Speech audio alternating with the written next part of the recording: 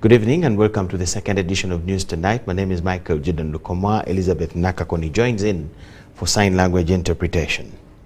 Over 15 church choirs have participated in this year's edition of the 9th National Ecumenical Annual Christmas Carol Festival in Kampala.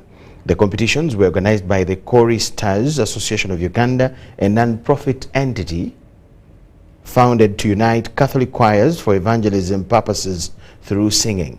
In a speech read by the Vice President Jessica Lupo at Sheraton Hotel this afternoon, President Yoweri Museveni thanked all participants for offering valuable time to participate and expose their talent through music and glorification of God. He contributed 10 million shillings towards the event. We are very lucky to be sitting with people who know the law and people who love their government. And then compensating them. People here don't tell lies. When they say that mine was eaten, mine was eaten, mine was eaten, they are not lying. Here they are baboons, they are monkeys. They eat their maize, they eat their cassava, they eat their crops.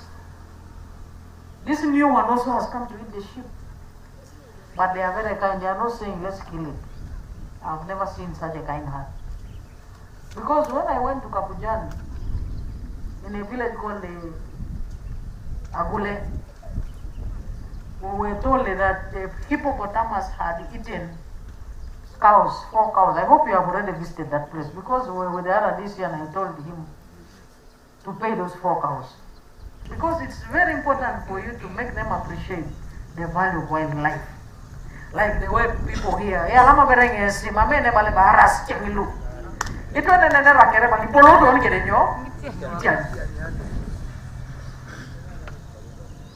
and we used to come here for picnic.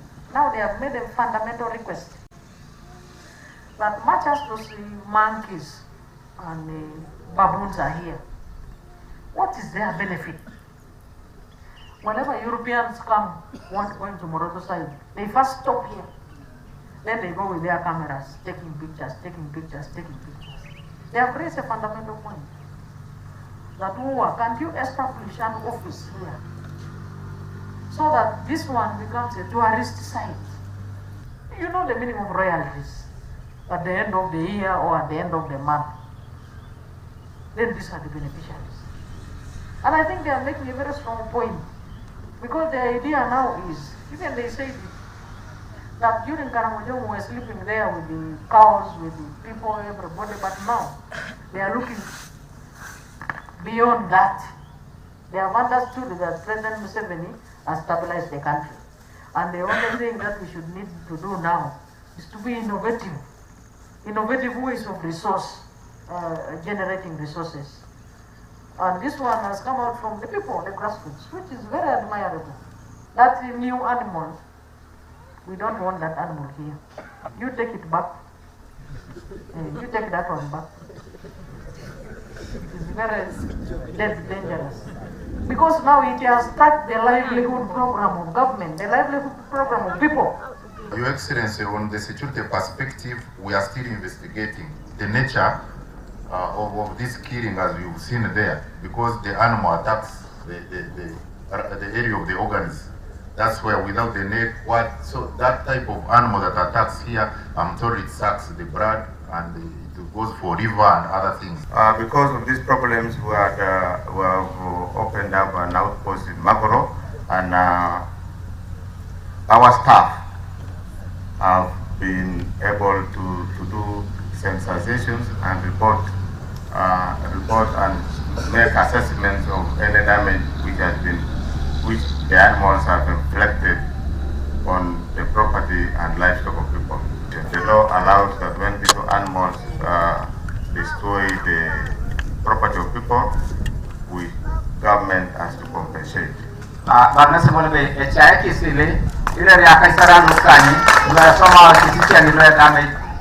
So we really think that we should do something to trap some of these animals which are here, so that we can take them back to the reserve. Uganda has signed a memorandum of understanding with Masdar, a United Arab Emirates-based government company, to construct 1,000 megawatts of clean solar energy in a phased manner. Prime Minister Reuben Nabbanja, who is currently in Dubai leading the Ugandan delegation, witnessed the ceremony, while Dr. Ruth Dankabiro signed on behalf of the government of Uganda.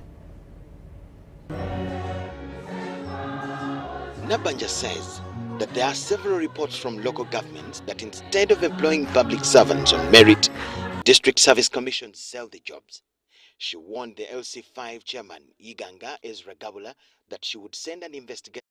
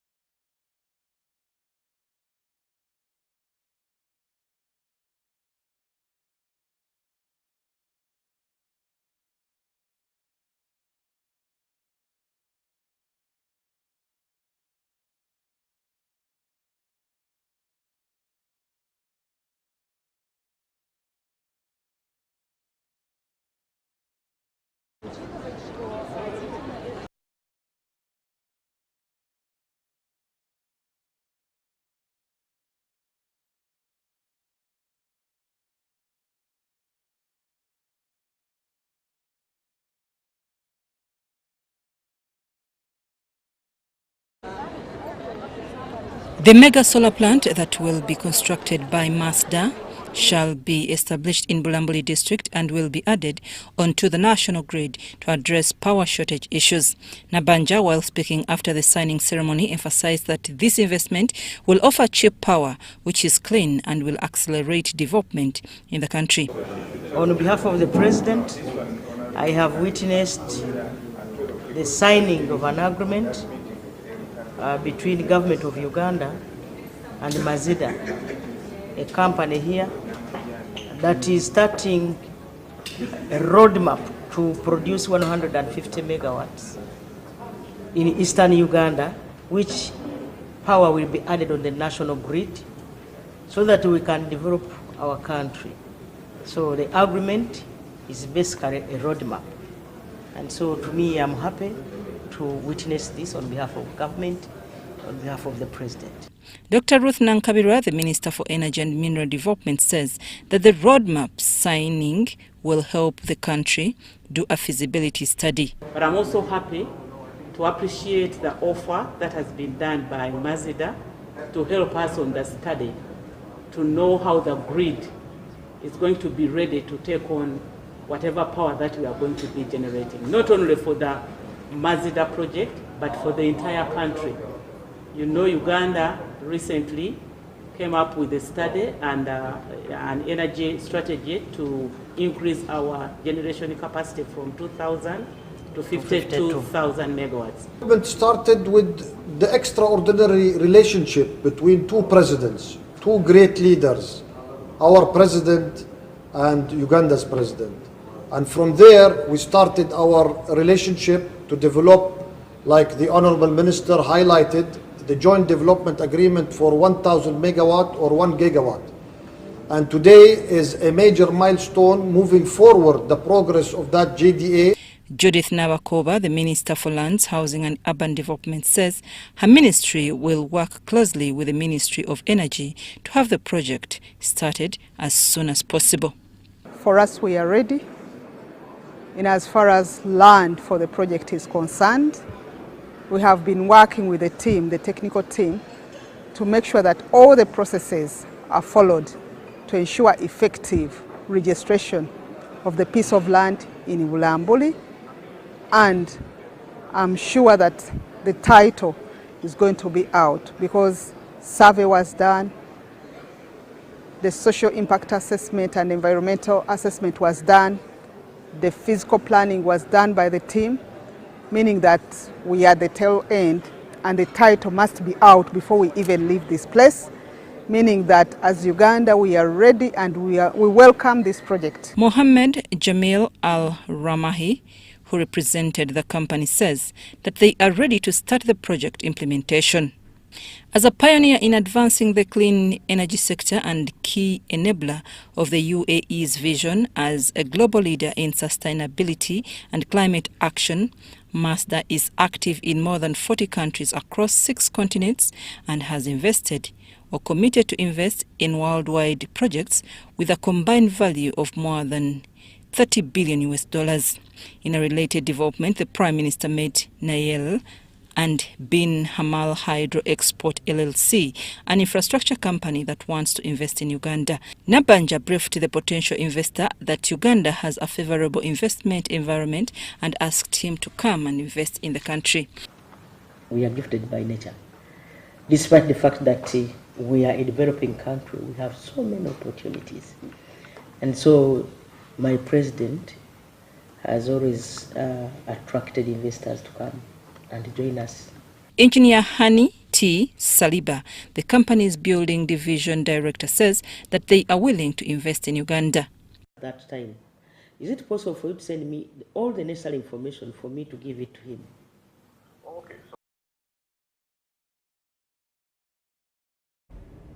We now take you back to that story of ours where the Vice President represented His Excellency the President at Christmas carols of choristers that came together in Kampala to put up a bigger kind of arrangement in that line, and the President contributed 10 million shillings to the event.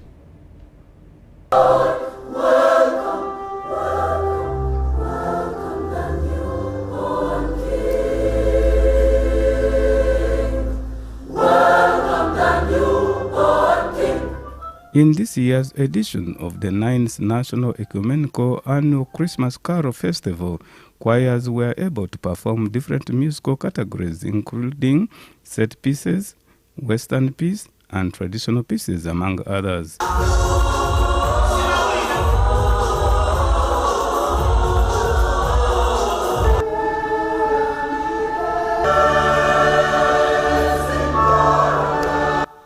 In his speech read for him by his Vice President, Major Retired Jessica Alupo, President Yoweri Museveni said that such an occasion is a highlight of the birth and ministry of Jesus Christ, and stressed that the event was not only music packaged as Christmas carols, but also a product or fruit of Ugandan Choristers Association. Today, we witness not only music packaged as Christmas carols, but also a product or fruit of the Ugandan Choristers Association. This is a high-value product that once packaged and presented can be digested internationally for physical, economical, and spiritual nourishment. I therefore appreciate and encourage the Chorister Association to reflect and expand it for greater benefit. I thank all participants for offering valuable time to participate and expose their talent through music and glorification of God. I pray that you are greatly rewarded. In addition, on such occasions is a highlight of the birth and ministry of Jesus Christ. We delight and remember Christ as the faithful servant of the people. May we learn and follow in his footsteps to work hard for ourselves, our families, and nation towards development. Vice President Alupo also handed over 10 million shillings from President Yoweri Museveni towards the event. Archbishop Emeritus and Pope Nuncio Emeritus, Right Reverend Augustine Kasuja, congratulated all participants and said that this presentation is a beautiful moment of prayer and meditation on the mystery of our salvation, adding that one who sings prays twice. The chairperson of the Choristers Association of Uganda, Thaddeus Serukera, thanked the Almighty God for this year's event, saying, unlike the previous 2 years, 2020-2021, when COVID-19 pandemic affected their festival arrangements, this time round, they have been so fortunate that the pandemic is almost non-existent, save for some isolated cases. Etole Ed Akenjol, UBC News. Thank you, Etole Edi Akenjo. Police have offered a 20 million shilling reward for anyone who has information about two suspected ADF terrorists, one Kamusi Musa and Habib Suleiman. These are suspected to mastermind planting of improvised explosive devices intending to cause harm and instill fear among the public through various attacks across the country. In efforts to safeguard the festive season, police have strategically deployed personnel to ensure smooth celebrations without disruptions. Police are pursuing two suspected ADF terror rebels believed to be involved in planting improvised explosive devices in Kampala, Butambala, Kasese and Bundibudyo with the intent of causing harm to Ugandans and instilling fear in the public. Police spokesperson Fred Enanga told the media that Kamusi Musa, whose photo has been shared by the police, has reportedly replaced Njovu, an ADF leader arrested by the UPDF Marines during an aggressive pursuit on Lake Edward as they attempted to infiltrate the country. And also for other terror attacks along the Kasese-Bundibudyo axis with the DRC. The goal of these wanted terror suspects is to murder Ugandans and also cause panic and fear within the community. Police counter-terror teams are also pursuing Habib Suleiman, also known as Chijana, for suspected involvement in attacks in Kabalagala, Katoke, Nansana and his connection to multiple foiled attacks on crowded places. A reward of 20 million awaits anyone providing information about these two terror suspects. Now these two are targeting places that are crowded. But we also want to ask business proprietors and other owners of smaller units, which are soft targets, that they should also be vigilant during this period. We are advising the public not to approach these two wanted ADF suspects because they're armed and dangerous. Our appeal instead is to anyone who believes they have additional information that could assist in this investigation to contact our National Operations Command Center on the usual telephone numbers of 0800 199 699.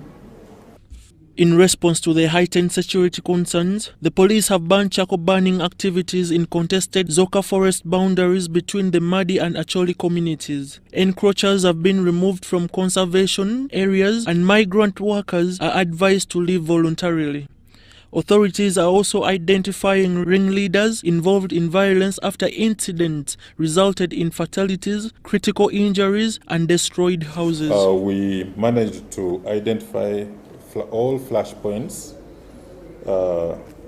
and made deployments to purposely counter and deter further clashes. These flashpoints were in Acholi Bear, in Oyanga, Bedmont, Rotrom, and among others. Operations against criminals have been intensified in December to ensure public safety during the festivities.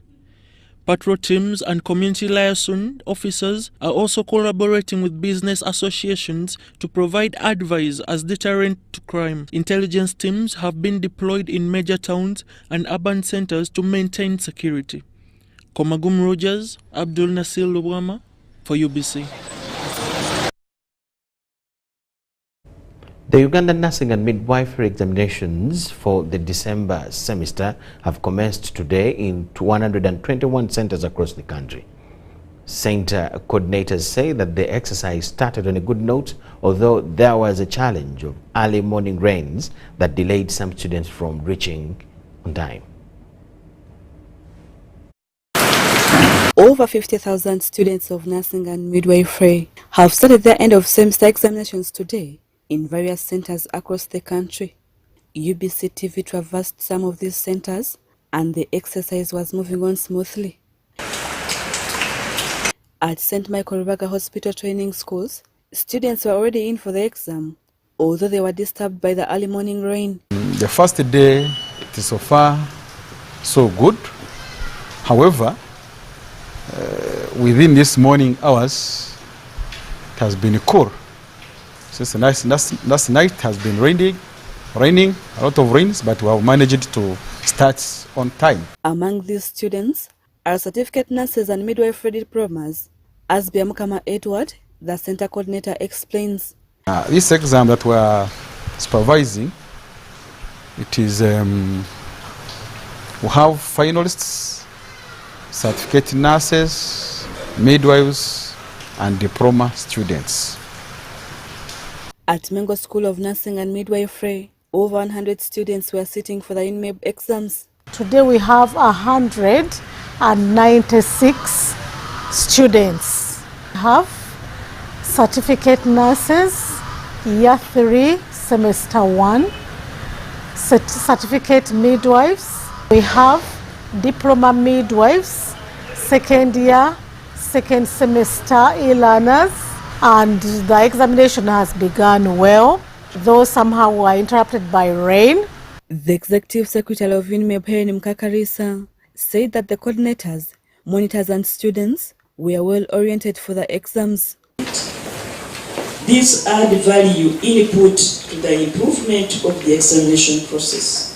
We have been provided with several reports formats that will guide this process. However, those who will indulge in the malpractice of exams will be reprimanded, as the board chairman of INMEB, John Kennedy Makeda, explains. We ensure that all appointed stakeholders adhere to set examination rules and guidelines. We won't hesitate to reprimand any person reported to have contravened the INMEB regulations and those of the profession. Sometimes we felt a bit embarrassing. The Uganda nurses and midwifery examinations, both theory and practicals, will be conducted for 2 weeks from 4th to 15th December 2023. Rebecca Nantongo, UBC News. 5 people have been confirmed dead and 3 others injured following a collapsed petrol station fence in Ndeje Kanyanya Machinde division in Kampala. The collapsed fence follows the early morning heavy rains in different parts of Kampala metropolitan area. The incident occurred at Ndeje Kanyanya village in Machinde Savagabo division as 5 people lost their lives when the fence for Good Luck oil station collapsed. According to neighbors, it occurred at around 4 a.m. Although they tried to rescue some of the injured people, all was in vain since 5 were found dead.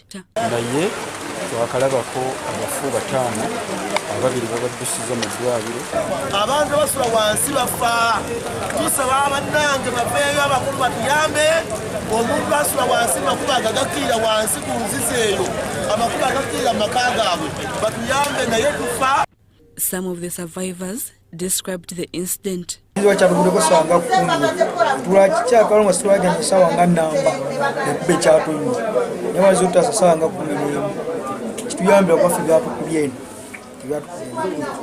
However, residents blame the builders who blocked the sewers. Ate tulina n'omwala gufumutuka oguli guli awo nga ku Good Luck. Omwala ogwo munene nnyo naye amazzi mangi nnyo kati amazzi galeka gatuuse ne galemererwa. Nosanga nga amazzi tegalina bulungi yadde ettaka lijjula myala bayola mu linyole dakika budakika nga gizeemu jijju. Mugere mukalu bagazuka banayi kalina bagiye myala ebugoma lwati basibi ko n'ebinini kwamaze gabelengi gabagamanya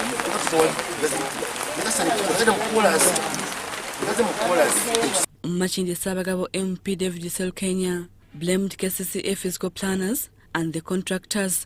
Naye kyemmanyi amazzi twali ugatatambulira kuba enkuba bwetonye nnyingi kuba petrol station eno emaze emyaka egitali wansi wa 10 ebizimbe ebibaddewo kati oli tayinza kwekwasa olwakubanga olukubo lyazimba emyaka 10 emabega wabaawo embeera etuuka amazzi kati enkuba yaweze nnyingi kati amazzi bugaze eno nakyo kiyinza okuba nga bwekiri kuba amazzi waliwo omwala naye omwala si bwe gukubye. Amagezi gempa ekirina okukolebwa nti municipality yevunaanyizibwa ku bacontractors b'enguudo. Bacontractor ye bw'oba tomulemeddeeko ajja kukola alabe waafisizaako. Bateekamu ebigoma bitono nnyo ebisala ekkubo. Luno olusozi bw'olutunuulira lunene. It's alleged that the collapsed petrol station fence belongs to Rose Nakafero, while the 7 collapsed apartments are owned by Prosena Lumansi. The injured 2 victims were taken to Malcolm Hospital in Chibuye. However, by press time, 1 was confirmed dead. The rescue and recovery operation was concluded. What remains is investigations to ascertain liability for possible apprehension and prosecution of whom we shall find culpable, maybe the engineers. Among the dead were Geoffrey and wife, a child identified as Ryan, and a visitor to Moses, Rebecca Nantongo, Deborah Namamonde, UBC News. Nakawa Chief Magistrate's Court has issued a second set of criminal summons to Mole Katanga, wife to deceased Henry Katanga, and her daughter Martha Nkwanzi to appear in court for the murder of businessman Henry Katanga. Meanwhile, the High Court has set March 7th, 2024 to decide on the case in which former Managing Director of National Social Security Fund, Richard Biarugawa, is challenging the decision of not renewing his contract as the MD of NSSF. Magistrate Elias Kakos of Nakawa Magistrates Court to issue the second set of criminal summons against More Katanga, wife to Henry Katanga, and her daughter Martha Nkwanza. This followed when the two failed to appear in court as they elected during the last court sitting that sat on 21st November 2023. Through their legal team, court heard that the two were admitted at IHK and Roswell hospitals. They presented a letter and some photos showing how Mole Katanga was operated. Our client's hands were so severely damaged that she required a hook to hold up her bottom finger from an orthopedic surgeon. Prosecutor Mariam Kuruthum objected and asked court to issue a warrant of arrest against the two suspects. Not in our custody. If they were in our custody, we would definitely have police form 24. And he clearly said he's on watching brief, so he can watch. His eyes are very long, he can watch from the back. Magistrate Elias Kakoza declined to issue a warrant of arrest, however issued a second set of criminal summons against Mole Katanga and her daughter. If the two appear in court, Mole Katanga will be charged with murdering his husband Katanga Henry, and the daughter Martha Nkwanza will be charged with destroying evidence. Unlike the last court sitting, Monday, the court was full to capacity, with Katanga relatives carrying placards demanding justice for their relative. However, the three suspects who were arraigned in court last month over the murder of Katanga, Ewan Kakwanza Patricia, Amanyire George, and Otai Charis, court has declined to grant them bail due to lack of jurisdictions. Katanga's family was represented by the former Deputy Attorney General, Mwesuga Lokotana, and court resumed on 18th January 2024. Businessman Henry Katanga was shot dead on 2nd November 2023 at Imbuya Chwatu Road, Nakawa Division, Kampala District. Meanwhile, Judge Musa Sekan of High Court Civil Division has set 7th March 2024 to decide on the case in which the former Managing Director in SSF, Richard Byalugaba, is challenging the decision of not renewing his contract. Court to fix the judgment date. This was after lawyers representing parties complied with the previous court directives in regard to filing written submissions. Wanyana Kodoi is representing the Attorney General's chambers. Lawyer Augustine Otido is representing Patrick Ayota, the current Managing Director in SSF, and lawyer Anthony Bazibo is representing Richard Byalugaba. However, since Byalugaba's lawyers failed to make rejoinders as they elected by court gave them 2 weeks to do so. Richard Byalugaba is challenging the refusal by the Minister for Gender, Betty Amongi, for not renewing his contract as Managing Director NSSF, replacing him by his deputy Patrick Ayota. Following the body's decision, Deborah Namamonde, UBC News. The Uganda Medical Council and Dental Practitioners, the Uganda Medical and Dental Practitioners Council is to appeal in the High Court Civil Court decision in the case which was filed against it by King Caesar University medical students to perform internship placement. In the decision, Judge Musa Sekana quashed Uganda Medical and Dental Practitioners Council decision on grounds that it was wrongly enforced on the medical students and the university. In the ruling, Judge Sekana issued an order of mandamus compelling the Medical Council to forward the names of the medical graduates from King Caesar University for medical internship. The chairperson of the council, Professor Joel Okulo Odom, told the media that the King Caesar University, through the several engagements and inspections they had, it was found out that medical students did not meet required standards for medical practice. Over 135 medical students from King Caesar University were denied internship placement by National Medical Internship Program, which compelled them to file a suit in the courts of law. Saying that these are forged documents.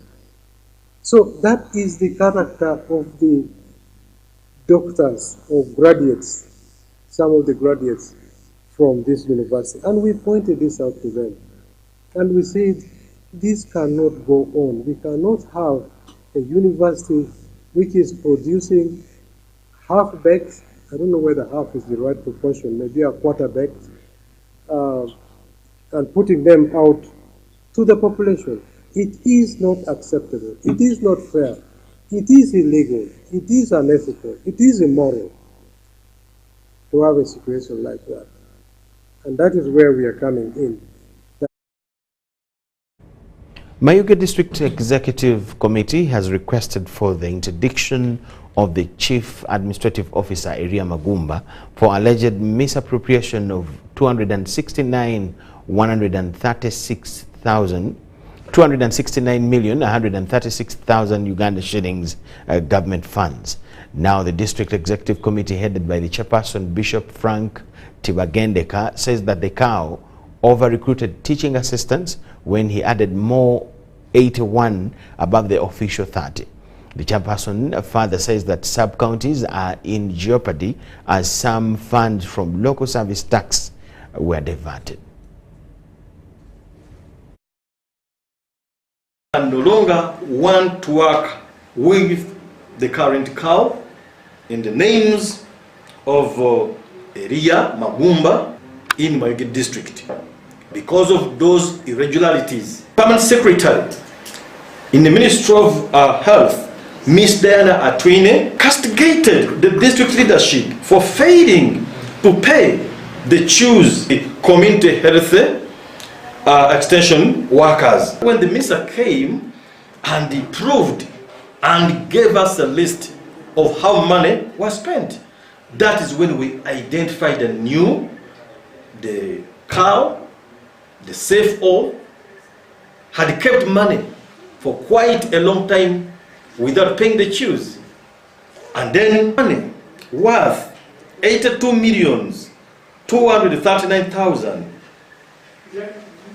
shillings only was withdrawn and used by the accounting officer on issues not known to the council yet.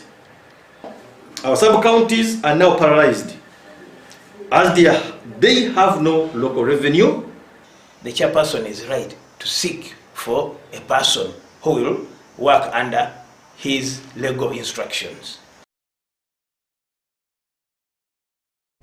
We thank you so much for watching. Let's take a short break. We have more on return.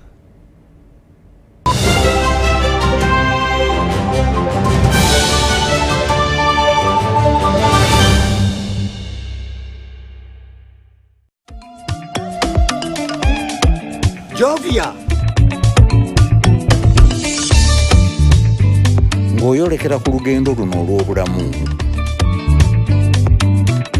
nkuwa ekirabo eky'amaanyi agatazizibwa, amaanyi okulabibwa n'okuwulirwa mu mawanga ageewala ennyo, okutuuka buli wamu nga yadde togenzeeyo, ensi yonna ng'ekuli mu ngalo.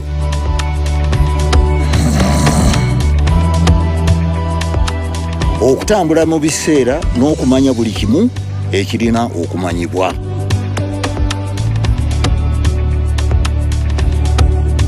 Jovia, kino kye kirabo kyange gy'oli.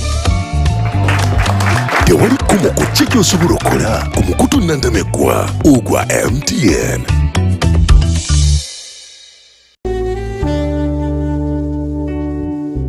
Metu Bus Industries, Namamve, the manufacturers of buses for transporters, schools, tour operators, and special purpose vans and any customized vehicle. Metu Bus Industries offers a range of buses known for safety, comfort, and reliability. Depending on your needs, a bus can simply be a point A to point B people mover with just seats, or a special design that includes power outlet, Wi-Fi, television, refreshment center, and any other specification. Buy your buses from Metu and support industrialization of Uganda. Contact us on 0788 118586 or 0782 030303. Email us metuafricabus@gmail.com. Visit our website www.metubusafrica.com.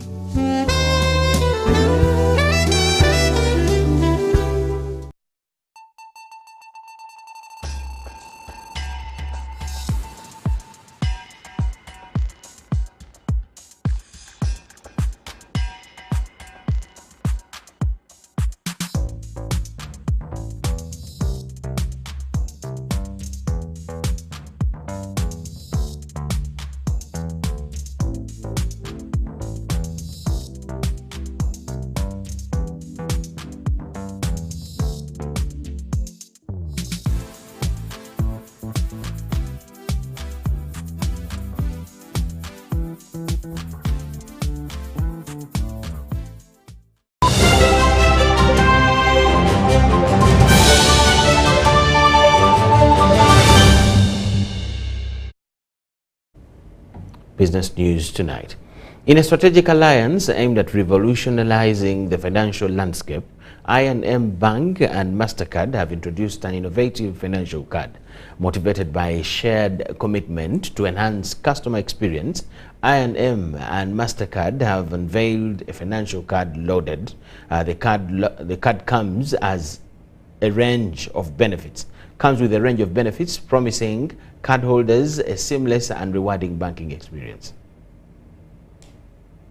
During the launch event, representatives highlighted the technological advancements incorporated into the financial card, showcasing the commitment to innovation in the banking sector.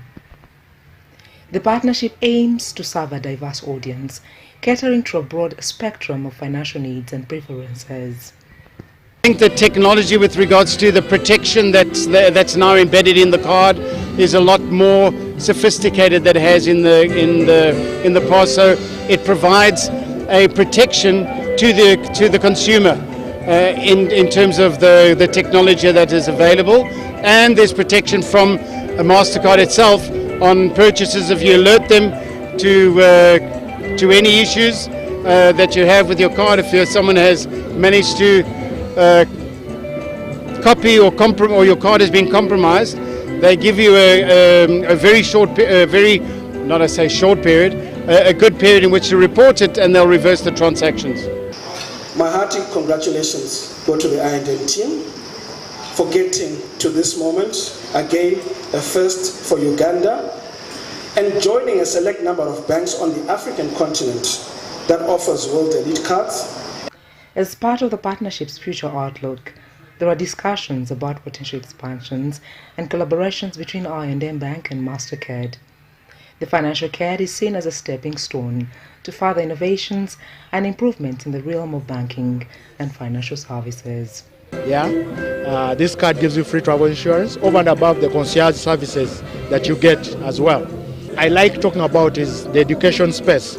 Once accepted by any of the UNICAF universities, this card gives you 75% discount. Call it scholarship, of your tuition.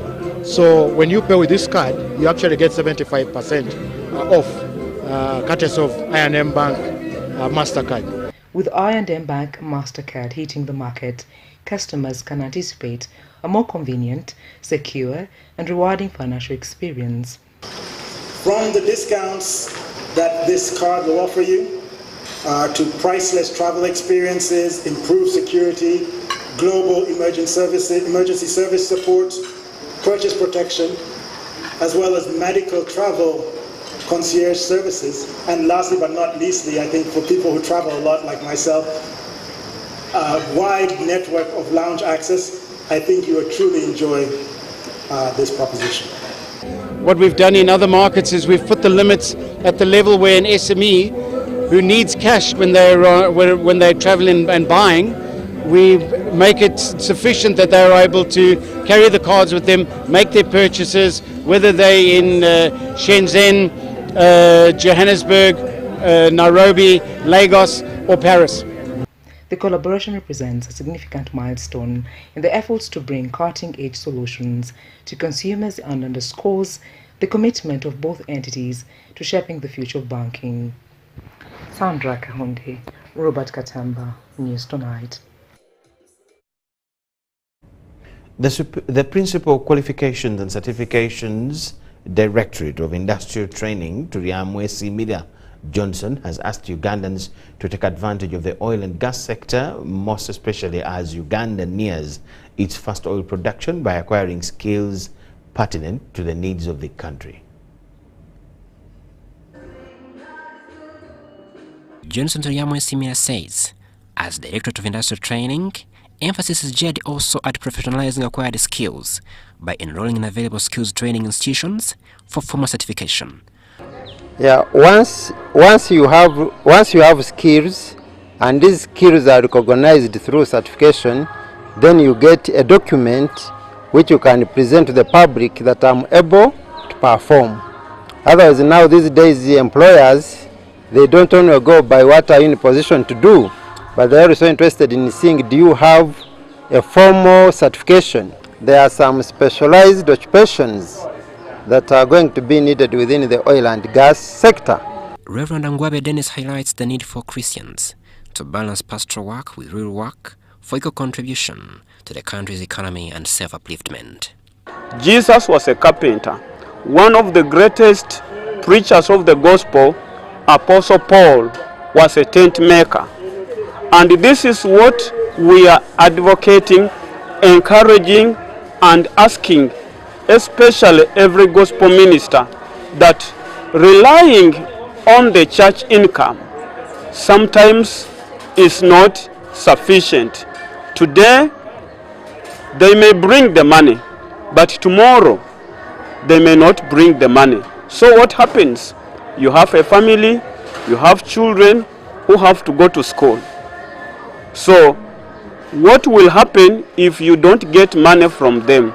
This is the beginning of the adulteration of the gospel and duping people so that we may get money from them. The graduates who completed training in construction engineering, welding, catering, tree nursery, hairdressing revealed their excitement upon formalizing their individually acquired skills and now walk with their heads high. When you look at this situation, the one I've been living in, I had no document, I had no nothing. So right now I've got my document. Now I'm lucky because I'm qualified with the document. So I'm equal to those people who are in universities. I've been depending on a nursery operation for over 20 years. That's why I've been getting money for paying my school, my children, catering for my family and everything. But I've been having any document. Crispus, Adenitwe, UBC News. The Uganda National Roads Authority, UNRA, has started fixing a provisional bridge at Wera Highway about 3 kilometers from Pondwe border in Kasese district. This comes after the major bridge in Pondwe Town Council, Lubiha Town Council, caved in, leaving business in the area paralyzed. Uganda National Roads Authority has responded to build the bridge that will accommodate heavy trucks to connect to Mpondwe border. Business had come to a standstill after the major bridge collapsed when scrap dealers vandalized the culverts which were holding it. The Deputy RDC Kasese District, in charge of Bukonzo County West, Lieutenant Mate Mugwara, confirmed the arrival of UNRA team and the commencement of the works. It is requested to become and to utilize the existing space carefully. Why am I saying so? This small bridge can only allow light vehicles because now there is a congestion in that place of the motorcycles, of the pedestrians, so we have to be cautious with security. The LC5 chairperson Kasese District Erifaz Muhindi noted that UNRA's interventions will put a relief to the traffic to allow heavy trucks cross normally. Minister of Works has learned of it since yesterday, and this morning I was sharing with the Minister of State for Works and Transport, Honorable Musa Echweru. He has promised that he has worked hand in hand with the ministry headquarters, your engineers, and the regional engineers in Mbarara, but the district engineer in charge of UNRA, they don't have the capacity to manage it. So they have agreed at national level, we are going to have what we call remedial bridge. The area councillor from Pondwe Luberiha Town Council, Ayubu Majidu, requested the government to put a permanent bridge that would put all the fears of the people to rest. I want the actual government to make sure that they put in a lot of efforts and so that this problem is solved once and for all. However, some truck drivers we spoke to remained uncertain if the provisional bridge will accommodate heavy trucks.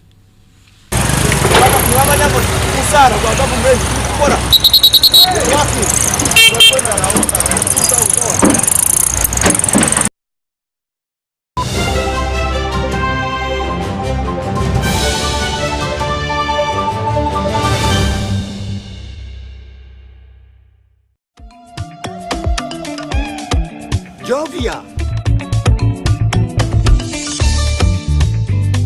bw'oyolekera ku lugendo luno olw'obulamu nkuwa ekirabo eky'amaanyi agataziizibwa, amaanyi okulabibwa n'okuwulirwa mu mawanga ageewala ennyo, okutuuka buli wamu nga yadde togenzeeyo, ensi yonna ng'ekuli mu ngalo.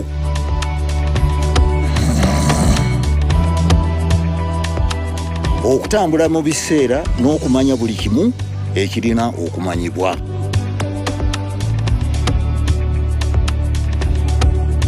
Jovia, kino kye kirabo kyange gy'oli. Tewali kkubo ku ki gy'osobola okukola ku mukutu nnandameggwa ogwa MTN.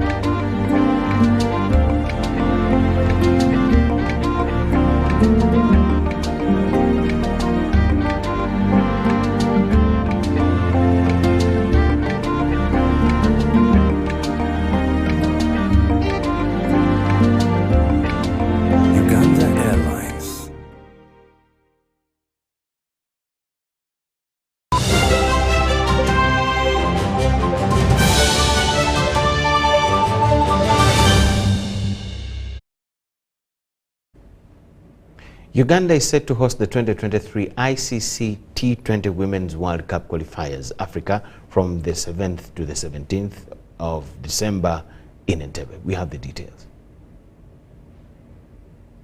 Are divided into groups A and B. Group A with Zimbabwe, Tanzania, Botswana and Kenya, and Group B with Namibia, Uganda, Nigeria and Rwanda.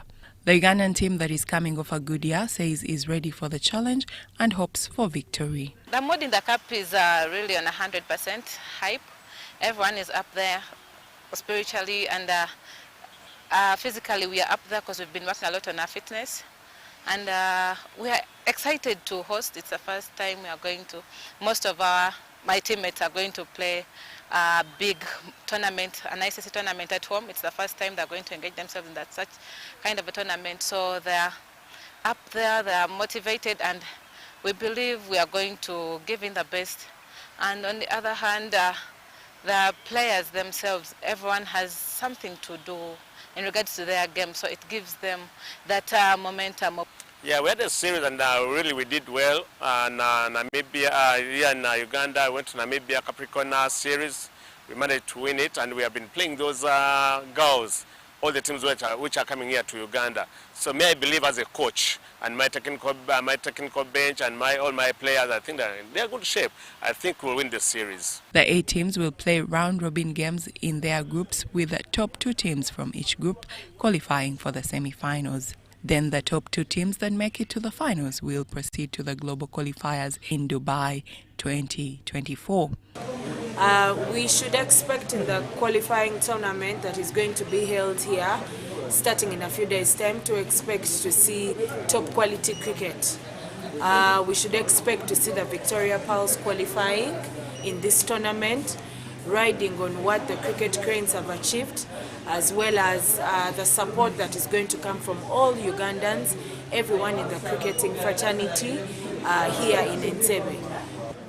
We also want to take this opportunity to express government's commitment and support to UCA in hosting this event, that government will be behind them to make sure that this tournament is hosted successfully. The Africa Qualifier Games will be played in Uganda at the Lakeside Oval in Entebbe from the 9th to the 17th of December 2023. The Uganda Cricket Association is inviting as many Ugandans to come cheer on the girls as they take on the other teams. Grace Joyce Kemigisa, UBC News. After a 10-year hiatus, the Uganda Tennis Open Championship has returned to the Uganda sports scene. The tournament that has attracted players from Africa and beyond was launched this morning at the Uganda Olympic Committee and rolled off in the afternoon at the Lugogo tennis courts. The championship has over 140 entries from Kenya, USA, India, Nepal, Cameroon, Rwanda, Great Britain, France, Tanzania, Congo, Germany, Ireland, and hosts Uganda. The matches will be played in a knockout format from the preliminary rounds to finals for both men and women. In the order of play, we've got the women's singles, we've got the men's singles, we've got the men's doubles and women's doubles, and also the mixed doubles. For the format, it's a normal three-set, third-set tiebreak. That's what we are playing. The men's singles will take 2.5 million Uganda shillings, and the women's winner will take 2 million Uganda shillings. Doubles will be 600,000 for the winners, and then for the ladies, we'll also take 600,000. The main event is at the Lugogo Tennis Complex. The Uganda Tennis Association, together with the National Council of Sports, are delighted to have this tournament return and promise to keep it running annually for the foreseeable future. So we are reviving this tournament again, and going forward we will ensure that we hold it annually. We pledge that in the coming years we are going to grow this tournament to even bigger numbers. Magnitude of this Open and the importance of this Open is not a small thing. Uganda Open is going to contribute heavily towards foreign exchange earning. We do believe that we are going to have double blessing, hosting the tournament, but at the same time we are going to be earning from it. This one should be the start of the revival, but going forward it must be on the annual calendar on upcoming years. And it will be strongly supported logistically, financially, and morally. The tournament was last held in 2013 due to leadership issues, and this return edition is expected to feature top-seeded players from the East African region like Ismail Changawa, Cynthia Cheruto, Frank Tayewa, among others. The tournament will run from the 4th of December to the 10th of December 2023 at the Lugogo tennis courts. Grace Joyce Kemgisa, UBC News. That is all we had for you tonight. Thank you so much for watching from wherever you are. My name is Micheal Lukomwa and Elizabeth Nakakoni plus the whole team. Wish you the best of the night and the week that we start in December. Good night and bye-bye.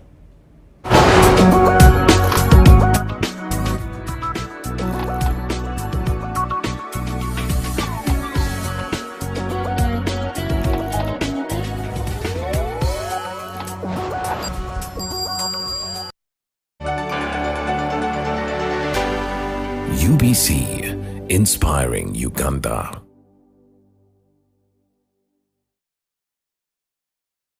Chambogo University Council and Senate informs the graduates, parents, guardians and the general public that the 19th graduation ceremony shall be held on Wednesday 6th, Thursday 7th and Friday 8th December 2023 from 9 a.m. to 1 p.m. each day as follows. On Wednesday 6th December 2023, Faculty of Special Needs and Rehabilitation and School of Management and Entrepreneurship. On Thursday, 7th December 2023, Faculty of Arts and Humanities, Faculty of Social Sciences, School of Vocational Studies, School of Art and Industrial Design, and Faculty of Agriculture. On Friday, 8th December 2023, School of Education, Faculty of Science, School of Computing and Information Science, Faculty of Engineering, and School of Built Environment. The graduation will be physical and will be held at the Graduation Square at Chambogo University and will be live streamed on UBC TV on Wednesday 6th December from 10 a.m. to 1 p.m. and all the university's social media platforms. The chief guest will be His Excellency Yoweri Kaguta Museveni, the President of the Republic of Uganda. Juko. Yo. Check the shopping, man. What's your secret? Haven't you heard of the parish development model, PDM? Yes, I did, but I thought it was just a talk. No, Sebatia. It is real. I and a few friends together formed a circle, accessed money from the PDM, invested in a poultry project, and now things are moving. Juko. I thought I was one of your friends. You are. But you left me behind. I didn't leave you in poverty. What you do, just visit your LC2 chairperson and your parish chief and start the process of economic transformation. Just like that. The parish development model is an initiative from the government of Uganda through the Ministry of Local Government.